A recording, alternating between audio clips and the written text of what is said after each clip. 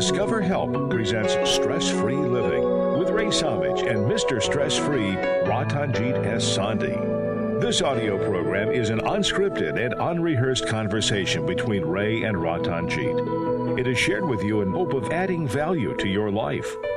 We encourage you to listen to this program in its entirety to receive the full impact of its message. Sit back, relax, open your heart, mind, and soul to this edition of Stress-Free Living. This is Stress-Free Living. I'm Ray Samich, and I'd love to introduce you all to my spiritual brother, my radio colleague for so many years, and such an important part of my life, Ratanjit Sandhi. Ratanjit, how are you today? Wonderful, Ray. How are you? Excellent, thank you. Always better when you and I have a chance to look at each other or be together, and especially good when we are surrounded by our friends, people that join us on our Zoom call, and we're able to interact with them. It just makes for a perfect morning, and we invite you to be a part of our Zoom call if you would like to. Yes, we're on radio and on internet stream. We have our Stress-Free Living radio channel on YouTube, which we encourage you to check out. At this point, over 75 programs that are out there for you to watch and share with others if you think that they may be interested in the topic. But most especially, you can find on that channel an ability for you to join us live on our Zoom calls. And then we will send you out reminder to let you know when you are available, when we're available for you to watch and be a part of our show, and we can interact with you before, during, and after the live show. Ratanjit, an interesting topic today, one that over my lifetime in business and on a personal basis, the word empathy, the ability to show empathy, has been probably one of the most important words if I really think about it. And an important word because it's an important action. If you can put yourself into other people's shoes, to use that expression, if you can try to understand what they're feeling, understand what is the way they're going to interpret what you need to communicate, it really changes the entire game. A lot of people don't do it. They don't show empathy. They don't have empathy within them. They don't understand the importance of empathy. So I thought it would be really important to talk today about why do some people see empathy as a weakness? Why do some people think that getting down to that level with other people doesn't give them the power that they want in their life? And am I the one misreading it? Am I the one that is thinking this is the way to be, when a lot of very successful people disagree with me and obviously think that empathy is a weakness? What do you think? You have to be yourself. So a lot of us accumulate a lot of experiences in life, and they have been under circumstances which life gives them hard time or something, so they get contaminated. So their looking glass becomes tainted. They start looking everybody. So once you have been cheated, you are constantly, you can become constantly aware of this thing that everybody is going to cheat you. So started doubting everybody. So similarly, when you have helped somebody and discovered that that person really wasn't needed help, they basically abuse you. So as a consequence, you start looking at people in agony or pain or suffering as pretending to get his attention. So they are not as sick or as, so these things influence you. It kills your tendency to empathize. Empathy is basically putting yourself in others' shoes and transferring that feeling of pain which they're experiencing within yourself. So you have empathy. So many times your mind, your has to be very clear. So this is, there are so many things which are reasons for us to not empathize and certainly start looking as empathy as weakness. So I don't know whether I answered your question or no. You certainly gave us a good start. When you say that, we show empathy, and then we find out that we were tricked, we were fooled. The person was just using that as a ploy to get something from us. I think we do have these self-protection devices that have been placed in us. And I think that, those are on guard. And once we get burned, then we're even more on guard to see if somebody else does it, and maybe someone else does do it. So I could see the logic that suddenly we're going to be, unsure of more people, and we're going to start thinking that everybody around us is just playing games to try to get somewhere. And then we become vulnerable. Then we don't want to get hurt. We don't want to be the one to look like a fool. And so now we take ourselves further and further away from showing the empathy. Okay, so I get that, and I agree that that can happen.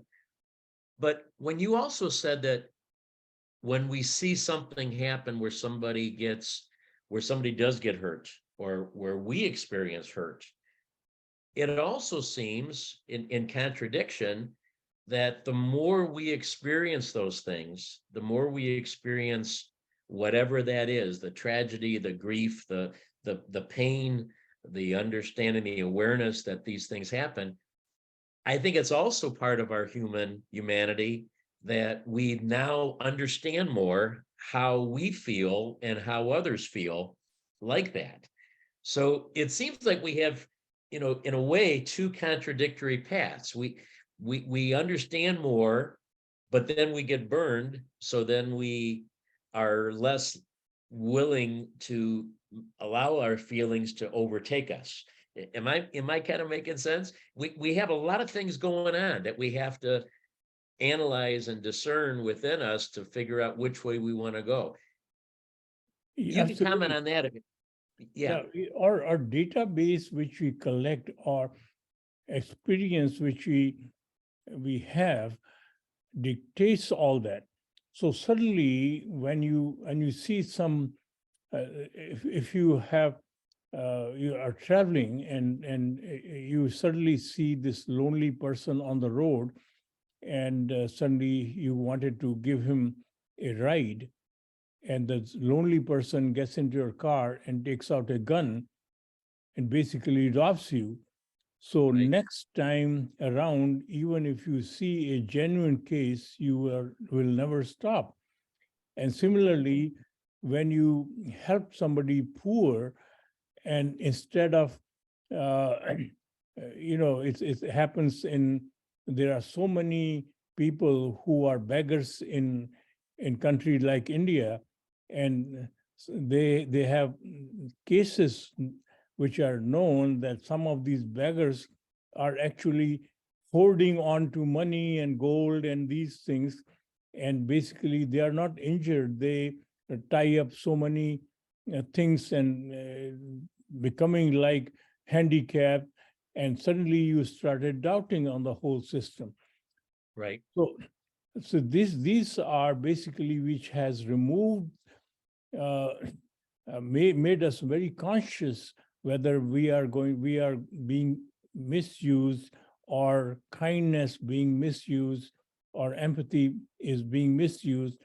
So, but at the same time, even if you have that experience and you are going through a crowd, and right next to you, a older person suddenly falls down, so your impulse is going to lift him. So you have that impulse of empathy within you, which is being tainted, or which is being camouflaged by all this information, by society. So if is a society you live in, you see kindness all around you, and you are suddenly are more empathetic, more kinder, more compassionate, and in society which are constantly abusing each other, constantly filled with corruption, constantly filled with misinformation. So that also is part of our culture. So that last thing that you said, I can't, to me, that is maybe one of the most important things that we can communicate in this show.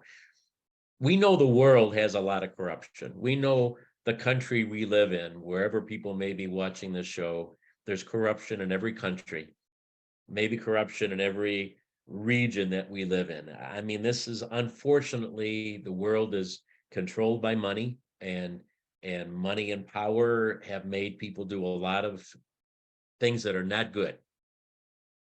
But within our family, within our circle of influence, as they say, within our friends, within the people that we work with and we connect with on a regular basis, I think you've just shown about how important it is that we are with people who are like-minded, who have the same values as we do, especially when it comes to kindness and empathy and things like that. Because you just said, if we see that around us, it's going to allow us to be that way. If we are working in an office where everybody there is mean and cruel and doesn't have empathy, then we probably will pick up those same traits, right? Absolutely. But you have to realize that you're being empathizing with others, or you're being compassionate, you're being kind. This is not what you do for others, which you really do for yourself, because that gives you your inner self-worth. Self-worth does not come from what you own and what people think of you. Self-worth comes from the fact of what you think of you. And you cannot fool yourself, no matter how clever and how wise and you are. So ultimately, being truly selfish is realizing in this world that you live for yourself. So in that sense, although it sounds like selfish, but the best way to live for yourself is to increase your self-worth. So your own internal happiness is not dependent on what you own, what your title is, what others think of you. Your own self-worth depends on what you think of you. And that always comes from your deeds, how you think. So when you are constantly thinking of helping others, you are really helping yourself. So best way to help yourself is to help others, be a helping force. And in other words, practice what we preach here is oneness. So we are all one. It's like your human body. Each limb is separate. Until you relieve the pain in each of your limbs, you are not painless. So similarly, your society is one. Until you relieve the pain and suffering of others, you are not free of suffering. It is scientifically known that any negativity, any pain which happens somewhere which you don't even know, which you're not even aware of you, creates a negative environment which ultimately affects you. So ultimately, our personal mission is to always become an agent of adding the highest value by helping, by empathizing, and by being compassionate, because you are basically changing your own happiness, your own contentment by doing that, right? You know, absolutely agree with everything you say. It's so profound. There have been times where you're having a good day, things are going well, and you get a message that one of your friends lost someone dear to them. You know, there was an accident, or their mother passed away, or something like that. Their sister passed away from a disease. And suddenly, even though that's not you, and even though you are having a good day, your whole demeanor changes. You suddenly, it brings back to reality, you know, the pain that, again, we maybe have felt going through something like that. Or even if not, we just feel badly because that affected somebody who we knew. So I think, you know, your point is spot on. Your bigger point, though, is that whenever there is that sadness in the air, whenever there is that grief, whenever those sad things are happening around us, it impacts electrical energy in the room. So even if you don't know the person, it isn't your friend that notified you, but it's just happening around you, then it affects how we live. Just like happiness affects how we feel, and excitement and euphoria makes us feel good around us. Sadness also brings us down. So it proves the connectivity. It proves the oneness. I think we all experience that if we really think it through. But I guess I want to break this down, and maybe we should wait until we come back.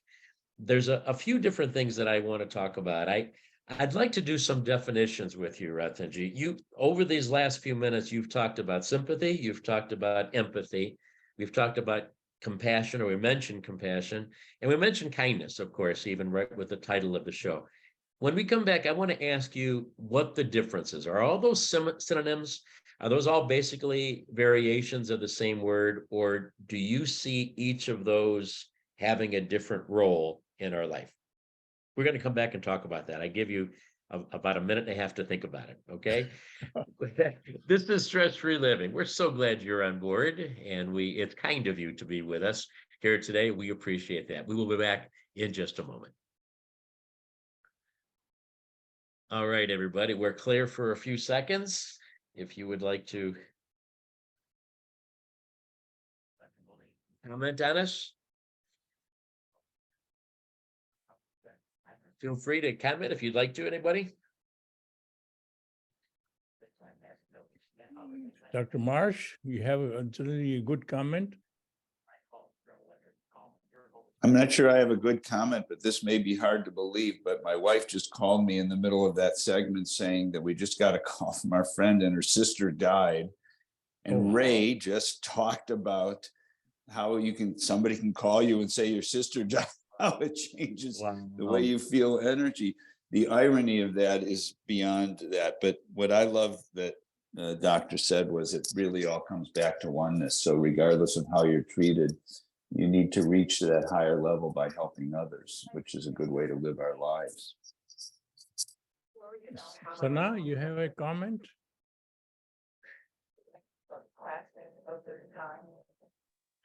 If time permits, sir, if you can give an example of how you dealt with your secretary when she did some malpractices in the company. It's a perfect example of compassion in my eyes.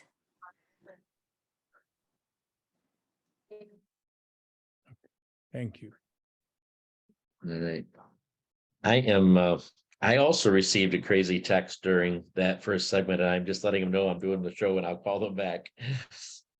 So bear with me 1 second.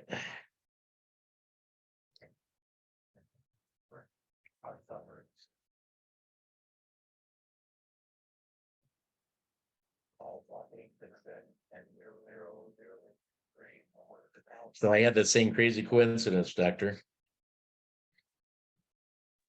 Maybe it's the same person. Welcome back to Stress Free Living. I'm Ray Samich and my radio colleague and dear brother Ratanjit Sandhi, talking today about kindness, talking today about empathy, and a whole lot of other words that are very close together, sympathy and compassion and kindness. Ratanjit, let's start with that. Let's start with, are those all just different ways of saying the same thing? What's the difference? The two closest words are probably sympathy and empathy in terms of sounding similarly. What's the difference in your mind between sympathy and empathy?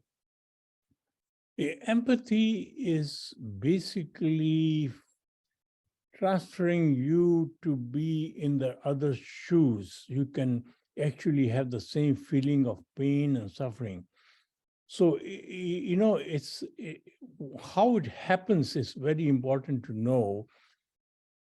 When we are a child, you listen to your parents lecture you, and that has very little effect on you versus you follow their habits. So if you want to change your siblings, develop good habits because that's what they copy. So how that happens is we have in our brain what we call as mirror neurons. Mirror means reflective. They basically gets the other person's feeling reflected in your brain. So that translates into empathy.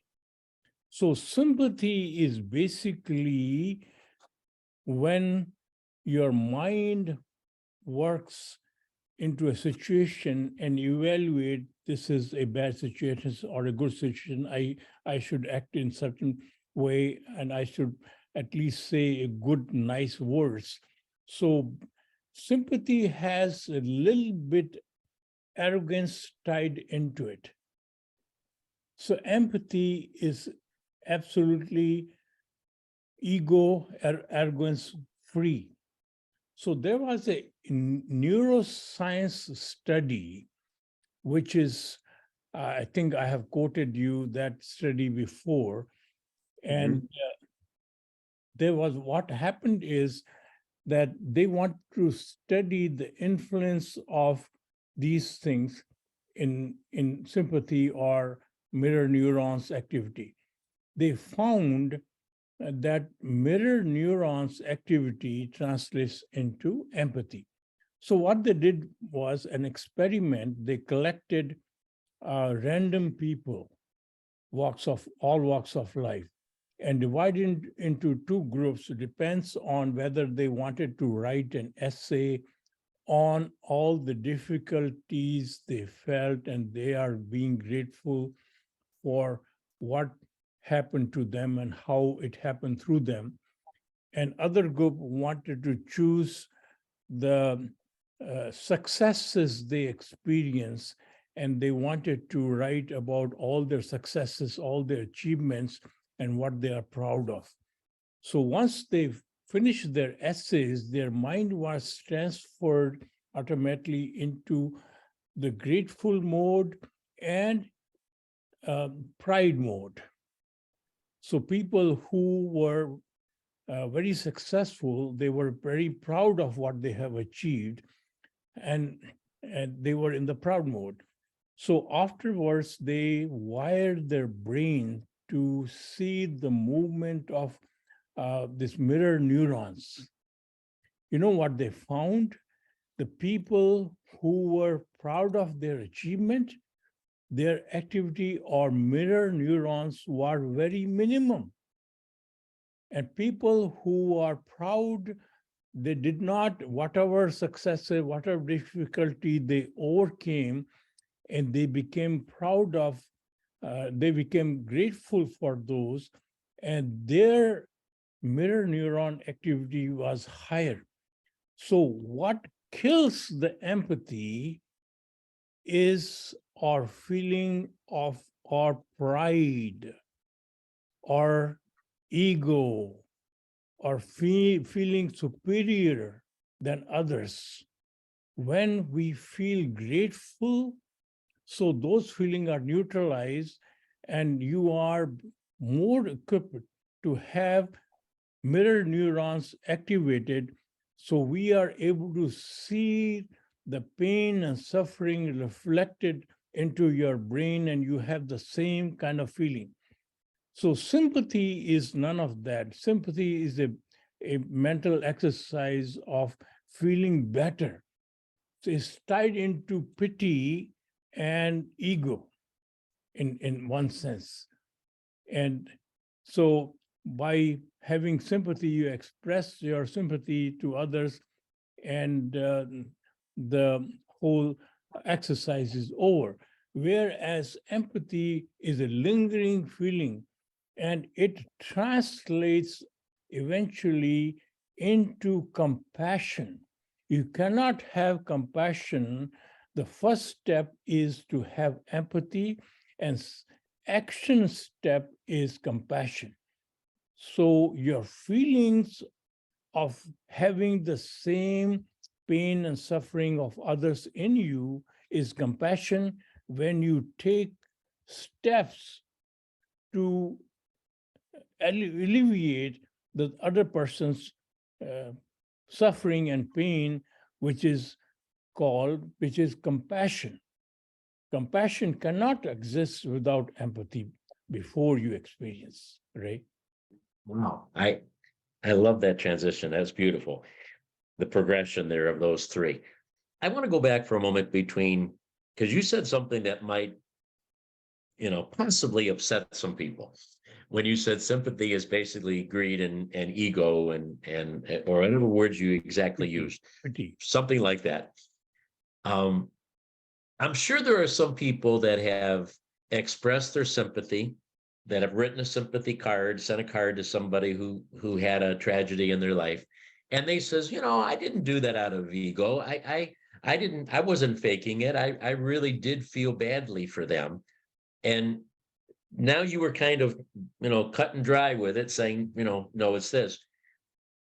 Maybe that's a question to ask ourselves. Every time we are called in a situation where we know we should express our sympathy, every time something happens around us to somebody that we supposedly have a relationship with, when we are thinking about it, when we're thinking what we're going to say, what we're going to do, it might be a really good litmus test to say, am I really feeling this sympathy?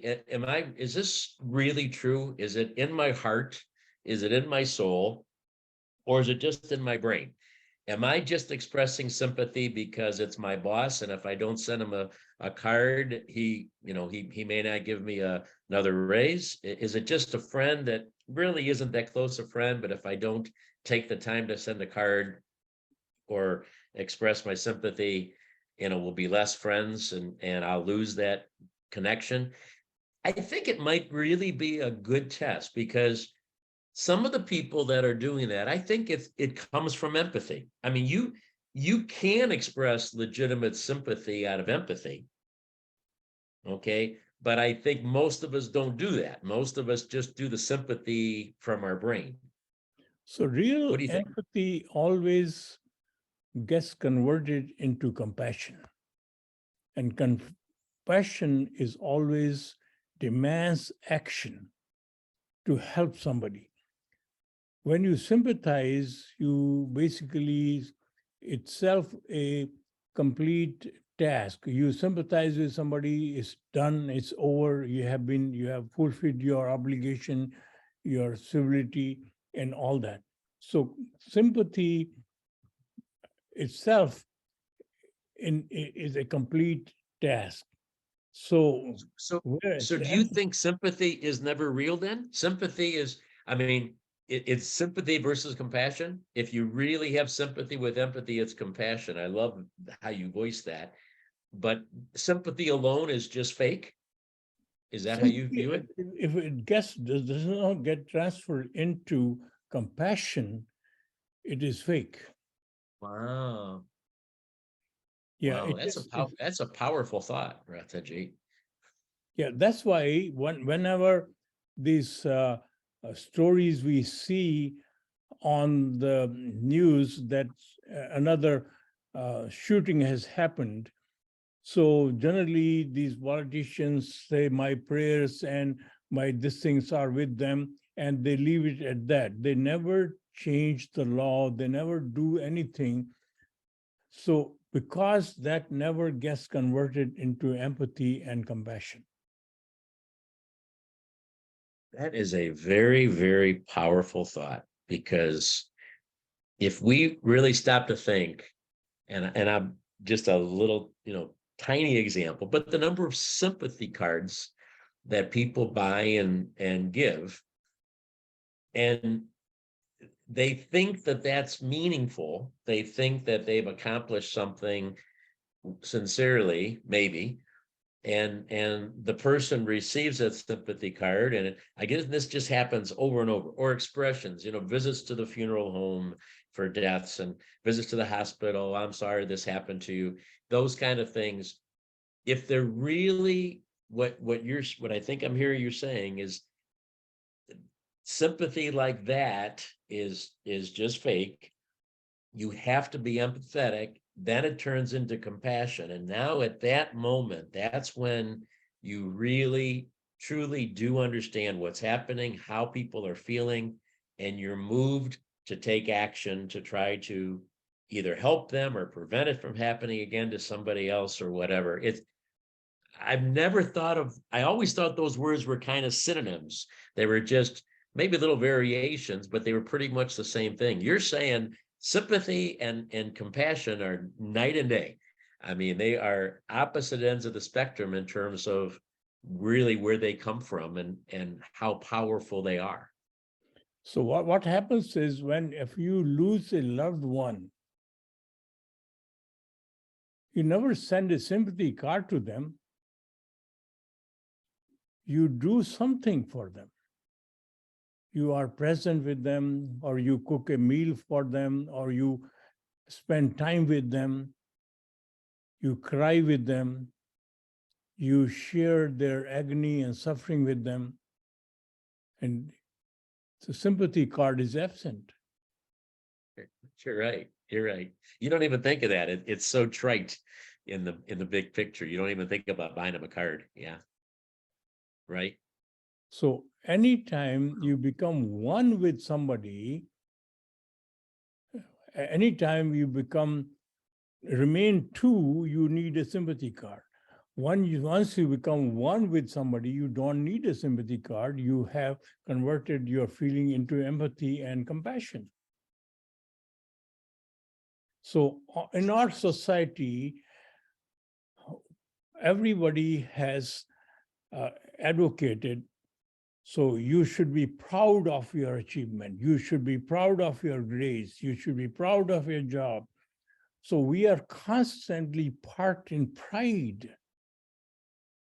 Whereas our religion, our scriptures, and everybody teaches us to be grateful, because when I achieve something, I never achieve it alone.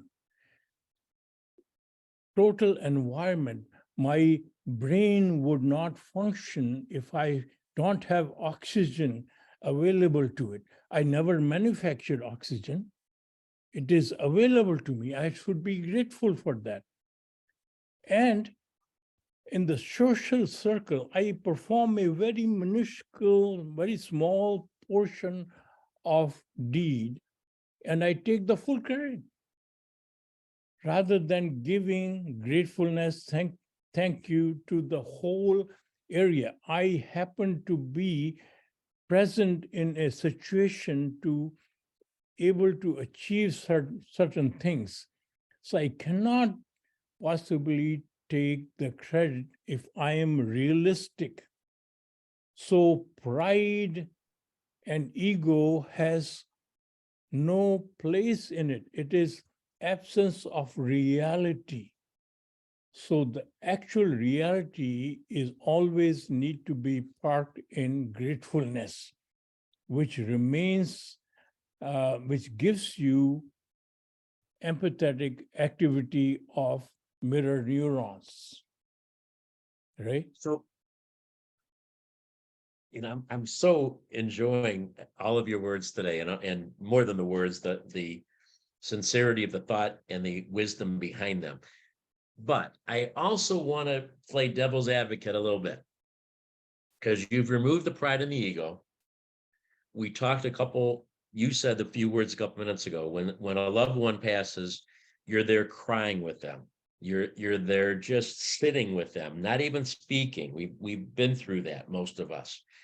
You're just there. You're putting yourself at the most vulnerable state of just being there for them, to try to help them any way that they can. So everything I've just described, take away the pride and the ego, make yourself vulnerable, be willing to cry, just be willing to spend your time without thinking about how this is bettering me or how I'm getting further. You could see how that would be construed as weakness. Okay, you can understand how that could be seen from the outside. My goodness, this person has made themselves so vulnerable, so weak. So they've given up all of their ego and pride. They've let it all go. They're just, a shell of a person right now that's just there at the core to help somebody else. Okay, a stranger could look at that vision. If we were watching that in a reading that in a book or watching that in a movie, we would say, they're showing their weakness. Now, I'm not saying that's bad. I'm not judging that as being bad or good. I'm just saying that you could interpret that as putting yourself in a weak state. So is that a good weakness? I mean, the title of this show was, empathy, is it weakness? Maybe it is weakness, and maybe that's okay. Yeah, weakness and strength, what we call a strength is pride. What we show confidence, which we are inner reality of us is that we are forever subjected to pain and suffering. So our life itself is going to destined to die.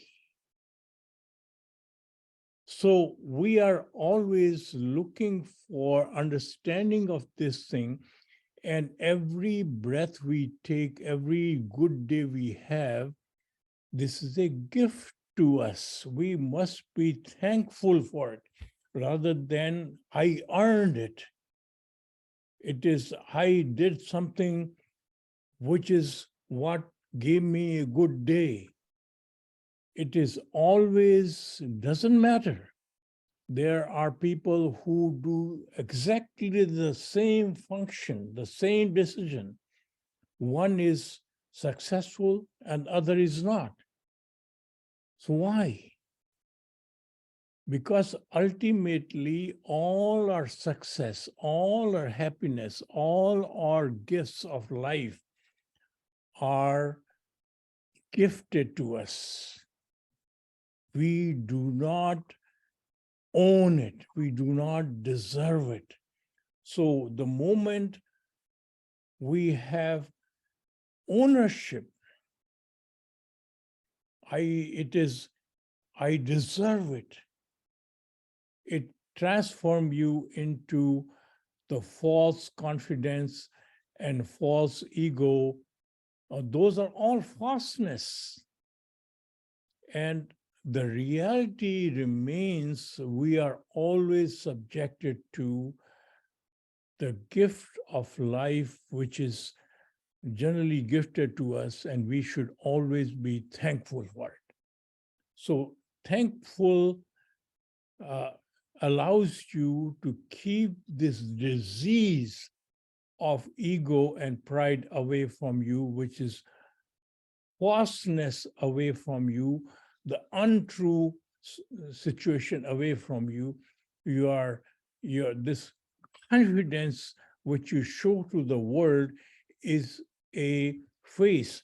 So normally it is known that a person who shows high degree of confidence, actually what are basically inside they are very insecure. Right. Oh yeah, we all have seen that and known that. That's a real truth. All right, Ratanjit, we will have one short segment left because we've gone a little late. When we come back, I want to start wrapping this up. I want to talk a little bit more about the weakness angle because I think that's critical to understand that here. And I also want to talk, you mentioned earlier how we can teach it. How can we show it to siblings and children? And if this is so important as it is, then what can we do at any age of life, whether we have children or not, to spread the importance of empathy? We're going to talk about that when we come back on this edition of Stress Free Living. Please stay with us.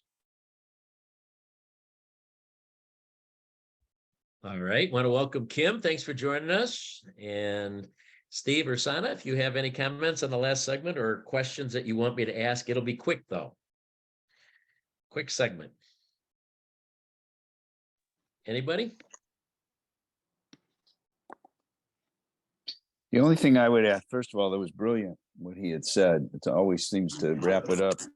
But the only other question I would have is, if one feels like you're being abused by a situation or a person, it takes a lot of courage to be able to somehow pull yourself together, be grateful, and rise above it. And I just wonder how mentally one can rise above a situation where you feel you've been taken advantage of or something didn't go the way it should have, the way of the world.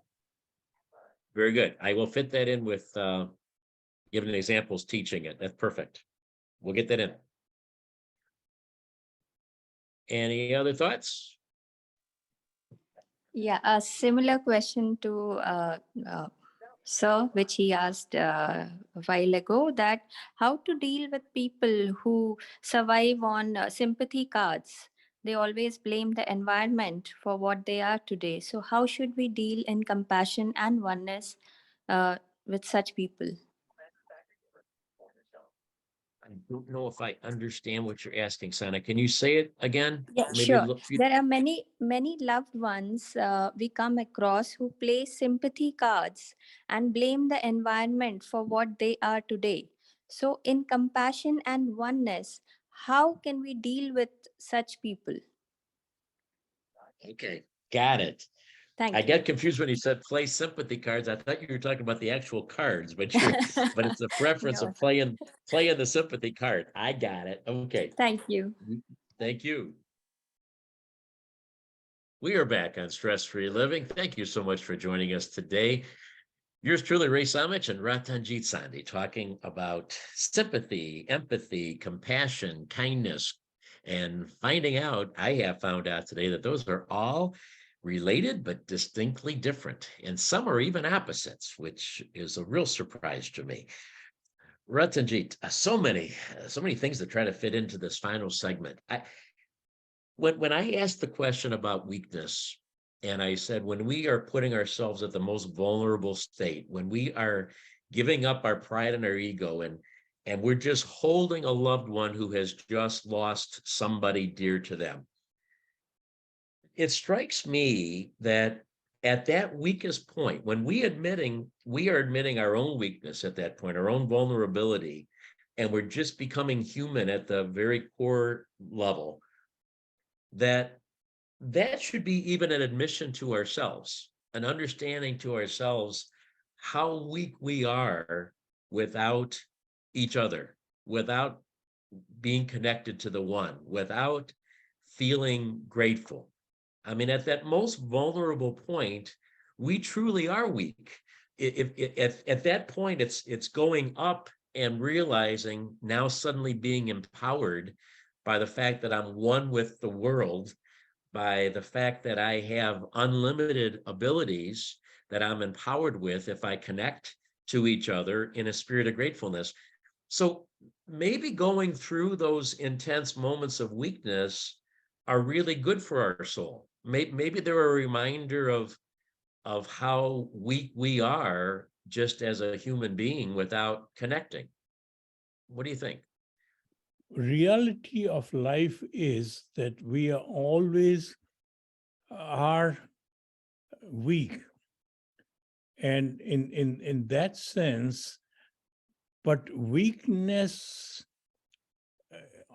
the other side of that coin is that we have present within us the most powerful force of the universe, Right. which is enlivening us. So, although this human body has limited functions and it is weak, it is always going to be, but the real us, which is empowering us, is forever most powerful. So, our real confidence comes from realization that we are the empowering power within us, which is able to allow us to do anything which is possible. So ultimately, the real confidence, the real strength comes from operating in that power mode, in that oneness mode, which is the same power present in everyone. So it is empathy. When we are in the empathy mode, we are in the oneness mode, we are in the most powerful mode. And when we are sympathy, we are in the body mode, we are obviously in the most weakness mode. So there are two sides of us. One is extremely weak, subjected to all kinds of aches and pains and conditions, which is our human body, which is our vehicle in which we operate all our functionality in this world. But the real us is a power present within us, which is forever more powerful. So whenever we operate through that power mode, we become, it's creativity, for example. There are two types of creativity. One comes from our knowledge, from our degree, and from our title, and we create. So we have limits. So when we are in pain and we want to find a solution, and we become totally subjected to we all our knowledge and all education is exhausted, and then only the true creativity, which is within us, empowered by the power within us, comes out, which often surprises us. Mhm. So that is the example of our inner strength, our true strength. It sounds like that should be a defeating understanding. I mean, it almost like, bears our soul to understand how weak we are, but you have to understand how weak we are alone before you can really understand the power of what we are when we are empowered by oneness. And you almost have to look at the contradiction of it, at the extremes of it, because if not, we're craving power, we're craving to be able to do more. So we put our ego and our pride into passion, and we try to pretend. We have that pseudo confidence that you always talk about, because we're trying to achieve that on our own, and we're not capable of doing it on our own, right? So we almost have to bottom out and realize how weak and fragile we are before we often want to be empowered by the world around us. It's really a revelation, for me at least. I don't know however other people interpret that, but it's amazingly empowering when on first glance you say, oh my gosh, you're admitting how weak you are. Well, I have to admit how weak I am before I realize how empowered I can be. So we only have a few minutes left. I wanted, how do we truly change the world this way, Ratanjit? if we're a parent, if we're a grandparent, if we're just a person working with others, interacting with others, I mean, is it as simple as just showing the example? I mean, is that really what it comes down to? If we live a life of compassion, a life of empathy, that's the best thing we can do. It'll rub off, it'll spread, or is there more to it than that? Basically, Ray, our world, this great world around us, is only exists because of us. We are able to see, we are able to feel, we are able to understand it. So once I die, this whole world disappears, although that exists. So ultimately, we have to first realize that our society or everything is constantly trying to help and change others. Basically, the only authority or only person we have any control of changing ourselves.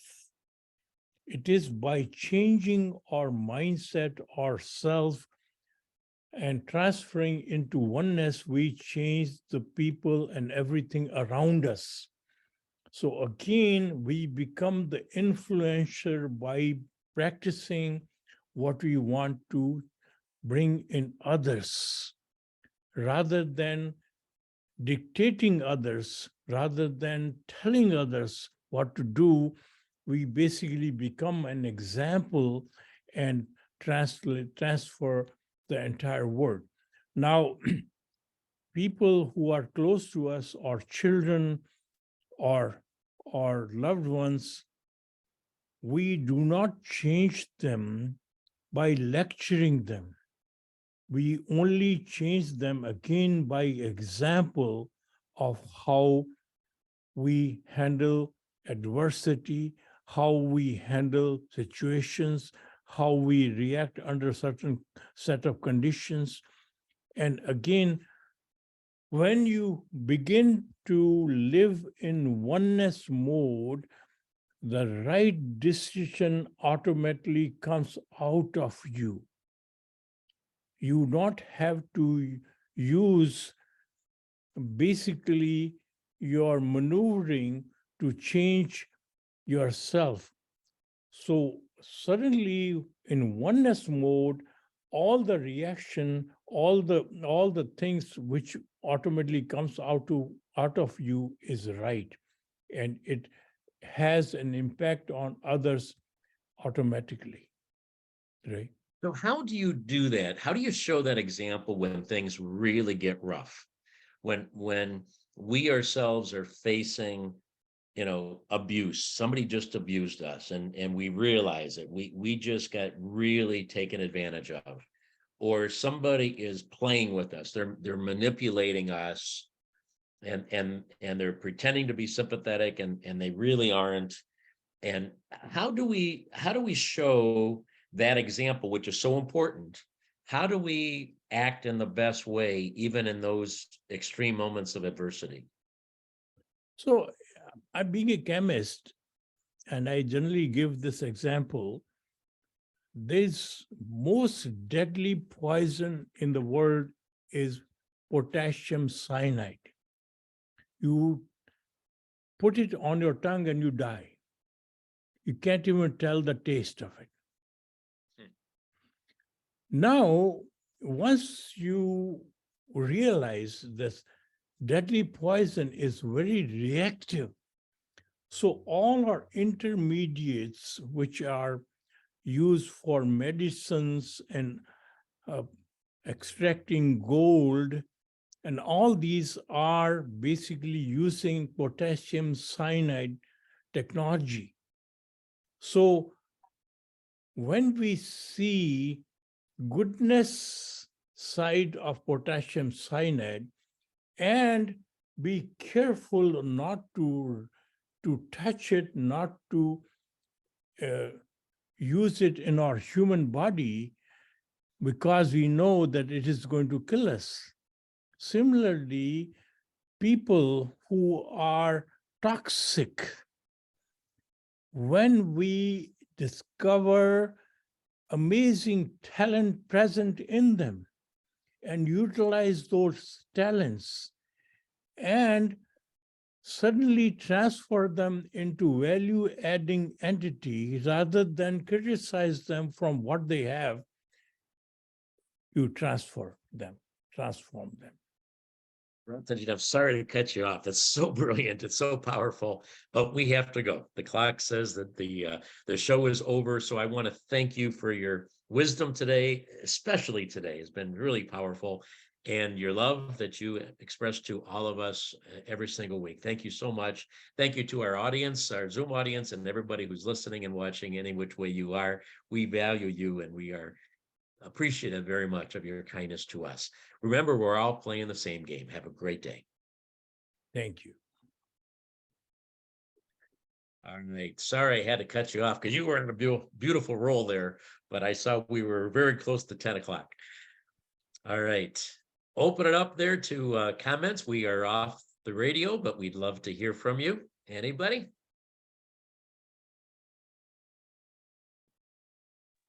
Good morning. Ray, oh, So sorry I was Good late. morning, Kim. Congratulations. Thank you so much. Thank you so much. As you were sharing, I was thinking about, I had this image in my head of 3 buckets. You know, one bucket is our business. The other one is God's business. The other one is the person over there. And I find whenever I'm not in my bucket, I am in trouble.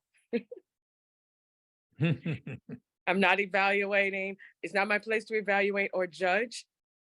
But if I am attached to whatever this other person is doing, that's an issue with me over here. So I am practicing developing like detachment with love. And more importantly, self-love and self-care. Yes. So by taking very good care of myself and being the model that I would like to see, and just giving them the space to figure it out on their own has been more effective than me showing up like Colin Powell with a bullhorn giving directions. So don't practice love. Yes. Become love. Just be it. But Just when I'm be charged or triggered by someone else's behavior, it's usually that's an indication there's something inside of me that I need to focus on. When you practice love, it's an ego exercise. When you become love, it's a oneness exercise. Yes, the last thing I want to say is also self-compassion. Like having compassion for others, I struggle with that as long as I was not giving compassion to myself. Like you have to see others as the universal energy which is present in them.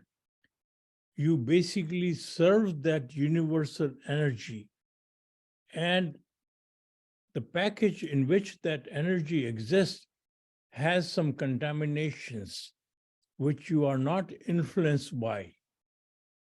So you basically serve that energy in them. So serve good people and bad people equally.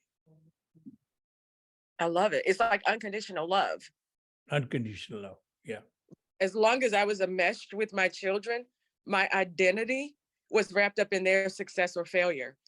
And as much as I love them, if I thought they were making bad decisions, it was a reflection. It was bad for them, but it was also a reflection on my failure. And when I was able to separate that and say, I love you, and I know you have you make whatever choices you make, that was a different experience. Then I let go of the resentment, the anger. I was able to be with it. Before, I needed to fix everything. And as long as I was fixing, judging, and evaluating, there was no love present. Absolutely. Thank you. Thank you, Kim. Doctor, you're going to start saying something? well, I was actually going to go back to the comment, you know, when she was talking about sympathy and cards and you were confused by the question, playing the sympathy card versus giving a sympathy card. So Right. One of the things that we do is whenever we send a sympathy card, which we do, it's connected to planting a tree in Israel. So it's sort of a Jewish tradition. so that you've lost a life, but you're starting a different life. The tree represents life and living. And I can tell you that regardless of who we send it to, regardless of what religion, who the person is, they're always much more affected by the planting of the tree. And I can't tell you how many wonderful comments we get that their family, in a sense, is living on by the planting of a tree. So it's just an interesting way to turn that sympathy card, if you will, into something more meaningful for the person. And it also feels good on our behalf because we're creating life, if you will. Just a random comment. Well, yeah. And you know what's funny is when I did get confused with the sympathy card and giving a sympathy card, afterwards I said, you know what? It is the same thing, isn't it? I mean, when we give a sympathy card and it's fake, then we're playing the sympathy card. I mean, we're using that to try to get, to build our ego or to try to get some favor with the person we're sending that to or whatever. We're kind of playing that card and we're giving a card to play that card. I never thought of it that way, but it's almost the truth. If it's given, if we don't have the empathy and the compassion behind it, we're just playing a card. So yeah, speaks to exactly. If the sympathy card is banned and you cannot buy a sympathy card, so you have to create your own sympathy card by writing a letter or something which Right. you have to experience pain. Handwritten a letter of expressing your feelings is much better than the sympathy card. So you're Right. again taking some action. Exactly. We could put Hallmark out of business. It's all commercial. Yeah, right. Yeah. Yeah. We look for the most beautiful sympathy card just to build our ego up even more, I guess. Never thought of it that way. Crazy. Sana? Yeah, what a beautiful example by Mr. Steve Marsh. I'll remember that forever. Thank you for the beautiful points. And if anyone else in the participants have a question, I would request please go ahead because my spouse, beautiful spouse on, would like to discuss few points with Sir Ratanjit ji. So I leave it up to you. How can we go about it? Sure. I mean, is he with you? Is your spouse with you? Yeah, he's with me. Yes. Well, sure. He's welcome. You know him. He was here, Anali. Remember? Sure. He was Oh, absolutely. Yes, I've had the pleasure. I've met him many times. Yeah. Yes. I did not realize that they were a couple. Beautiful. Yeah. Okay. Yeah. So that makes them both extra special. Anali is because of Sana and Sana is because of Anali. There we go. Thank Wonderful. you. Yes. Oh, please. He's more than welcome to comment. And we are because of both of them. Yes, right. Hey Ray, how are you? Hello Ratanjit ji. Wonderful, thank you. I did not know that you were eavesdropping on these conversations. I almost do it every time. Wonderful to have you. Anyway, this is just a small thought, because there were quite a beautiful words that we've used: sympathy, kindness, compassion, empathy, and this is what I have gathered. And I would like the master to represent it or rephrase it the way he feels would be the best way or appropriate way to share it. What I feel through my personal experiences is that every cell in your human body, which is actually an instrument and a catalyst, and I want to pay more importance to the word instrument and catalyst, is because even this is part of the same universal plan and universal forces. So this instrument, which is called also a human body, every cell feels something. It's kind of an enzyme or a hormone that gets generated in a situation. And that situation only arises when you are one, and you are in that oneness mode at that point of time. This hormone or this generation of enzyme can be termed as empathetic emotion, because that is where empathy gets created, where every cell, means from your lungs, from your heart, from your brain, it's just not mirror neurons, it's every cell of the body unite, because that is where oneness has begun. There is oneness between the cells, and these cells then come together and generate energy. It could be any form of energy. Just to explain, would be an electrical energy or any some form of energy. This energy is part of the divine plan. This is the universal forces which then find a particular way. They may use the same instrument, the same body as a catalyst, and then it flows through you, and what the other person experiences in any way it's packaged, or any way that universal forces design it to reach the other set or the targeted set, the other receiver experiences compassion. So as a person, you experience the emotion of empathy, but the other receiver experiences compassion. Very good.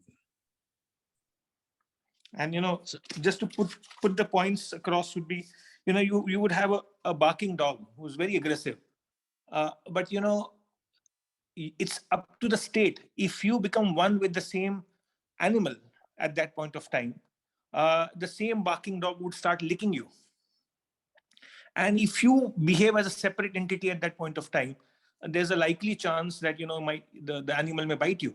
And I have seen in my personal life Dr. Baba Amte, who lives in a jungle, and he's one with the nature and one with all the wild animals over there. It's not the animals that he has domesticated. I'm talking about all the wild animals in that jungle. And he's never been harmed, not by even the poisonous snake. So that is how that compassion flows from, because empathy is within, and which is continuously generated, and it flows through you.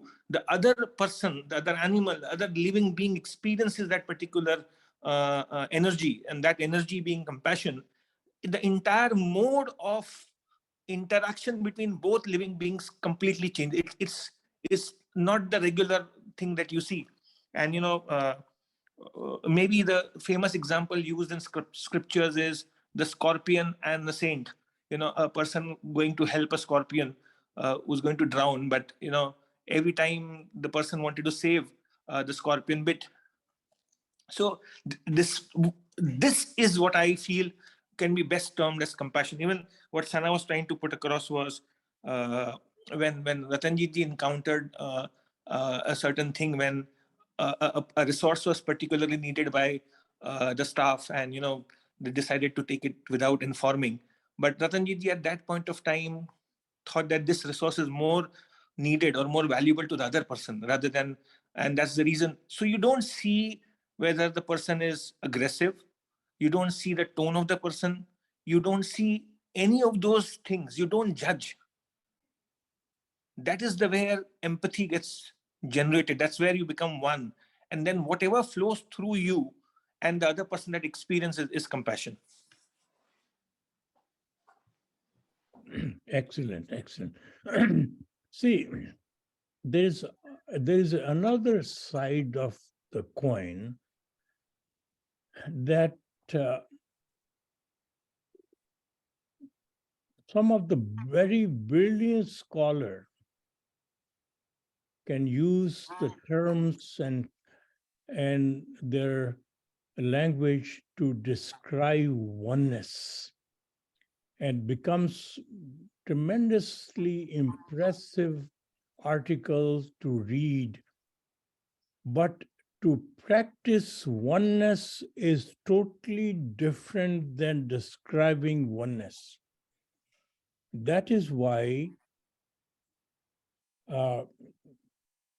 two saints, when they one story goes that when they met, they basically looked at each other in silence. And later on, when their followers asked, "Gosh, you did not have any conversation." See, he said, what we felt cannot be described.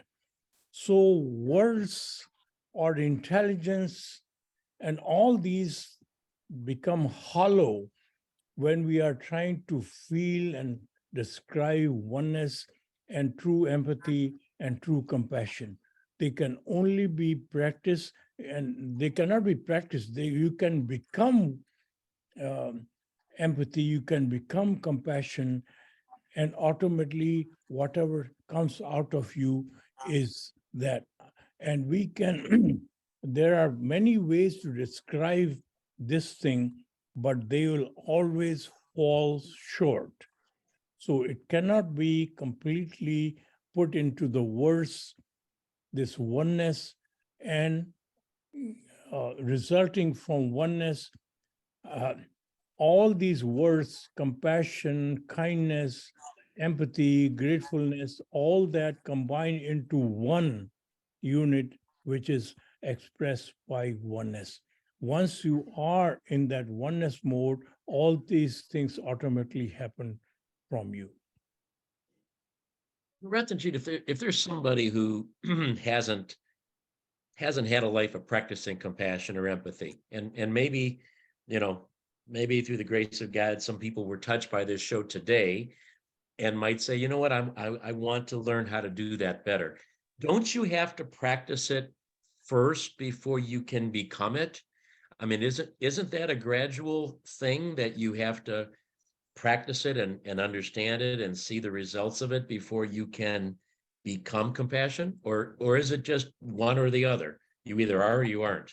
See, what happens is a lot of people, uh, when you are practicing, when you are performing the act of compassion, that moment you are becoming oneness. And it is afterwards you become ego and take the credit for this.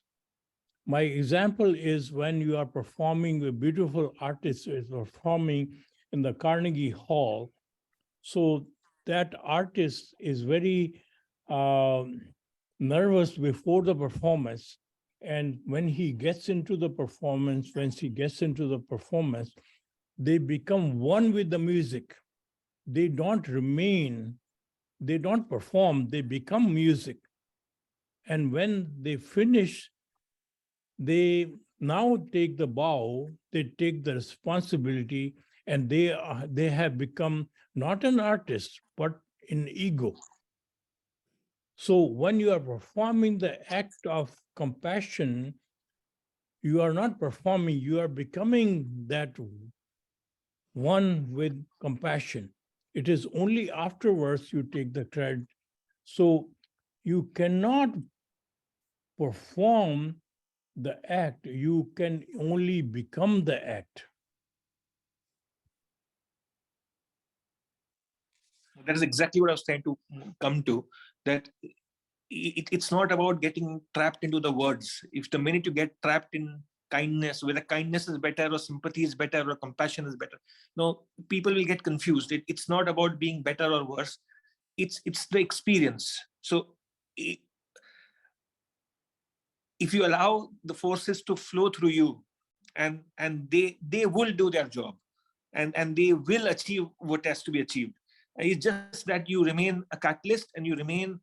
Now, the interference comes from experiences that you explained initially, that if you have a bad experience, you are going to, not going to. So these experiences that you build should not interfere, right? So that's all you can do. That's all you can remind yourself, that, you are going to go through this thing, yet we have to allow ourselves to be a catalyst, and we are just an instrument, we are just a catalyst.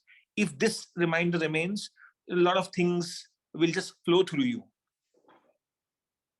So it's not the question of allowing these experiences to come through, because in oneness, your mind can only keep one thought at a time. So if you bring oneness in that mindset, all these experiences disappear. So all you have to do is bring oneness in you, and you are part in the oneness mode, and all these great things which are named differently become one, and you automatically, everything comes out of you without even your trying. You become kindness, you become love, you become compassion, you become gratefulness, you become all that. So the name ultimately becomes oneness. Right.